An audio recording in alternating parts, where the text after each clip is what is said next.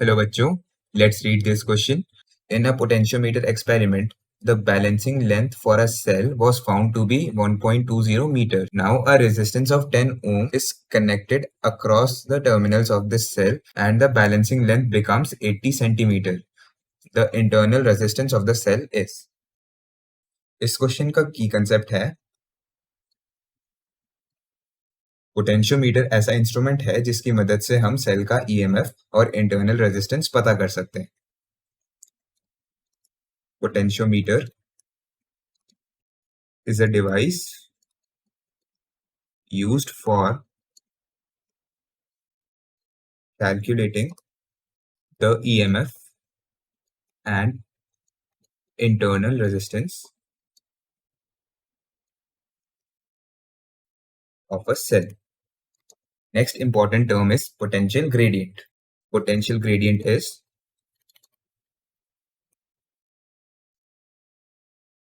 the potential drop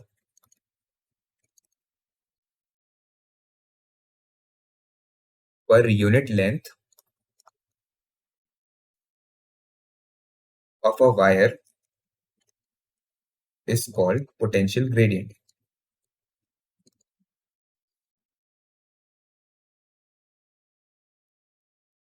potentiometer wire में potential drop per unit length को हम potential gradient कहते हैं.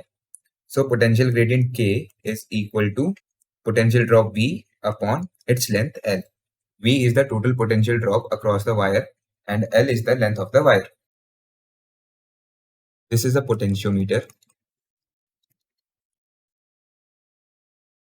इस क्वेश्चन के दो केसेस है. केस 1 में की ओपन है और केस 2 में की क्लोज्ड है. और केस 1 नल पॉइंट का मतलब है गैल्वेनोमीटर में डिफ्लेक्शन 0 है. दिस मींस इस वायर में करंट 0 है. करंट हमेशा higher potential to lower potential flow करता है. अगर दो पॉइंट्स के बीच में पोटेंशियल डिफरेंस 0 है तो करंट फ्लो नहीं करेगा. इस 1.2 मीटर की वायर की वजह से जो पोटेंशियल ड्रॉप है वो सेल के ईएमएफ के इक्वल होगा क्योंकि यहाँ करंट 0 है. इंटरनल रेजिस्टेंस की वजह से यहाँ कोई पोटेंशियल ड्रॉप नहीं होगा क्योंकि यहाँ पे करंट 0 है. लेट्स से इस वायर का पोटेंशियल ग्रेडियंट K वोल्ट्स पर मीटर है. तो EMF E is equal to K into 1.2. हम लेंस को मीटर में यूज करेंगे क्योंकि हमने पोटेंशियल ग्रेडियंट वोल्ट्स पर मीटर में लिया है. Let's discuss the second case. Case 2 में की क्लोज्ड है. सेल के टर्मिनल्स के अक्रॉस एक रेजिस्टर लग गया है. इस केस में नल पॉइंट हमें 0.8 मीटर दिया है. गैल्वेनोमीटर में कोई डिफ्लेक्शन नहीं है, इसका मतलब यहाँ पे करंट 0 होगा.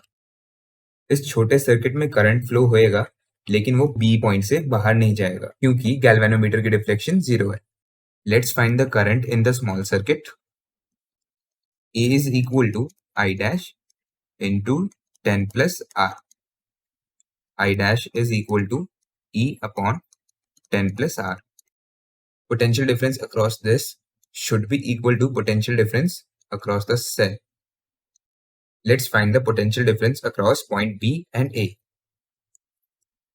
VB plus हम रेजिस्टर के अक्रॉस करंट के ऑपोजिट डायरेक्शन में जा रहे हैं. इसका मतलब यहाँ पे पोटेंशियल डिफरेंस पॉजिटिव होएगा. I dash into R. हम सेल के पॉजिटिव टर्मिनल से नेगेटिव टर्मिनल जा रहे हैं. इसका मतलब हम हायर पोटेंशियल से लोअर पोटेंशियल जा रहे हैं. सो इसकी वजह से पोटेंशियल डिफरेंस होएगा minus E is equal to VA. VB minus VA is equal to E minus I dash R. I dash की वैल्यू सब्सटीट्यूट करते हैं.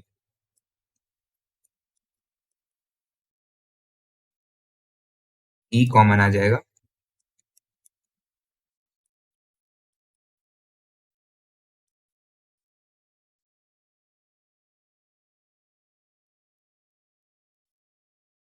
R और R कैंसिल हो जाएंगे. सो VA minus VB is 10E upon 10 plus R. VB minus VA should be equal to the potential difference across this wire. So VB minus VA is equal to K into 0.8.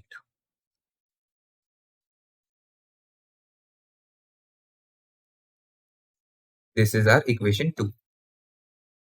K into 0.8 is equal to 10 1.2 K upon 10 plus R.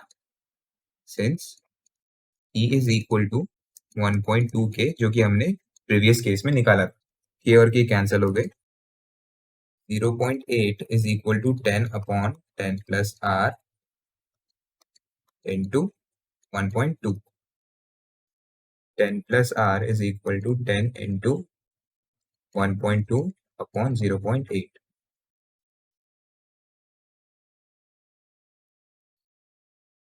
10 plus R is equal to 15. R is equal to 5 ohms. Let's check the options. Option 2 है 5 ohms. So the final answer to this question is option 2.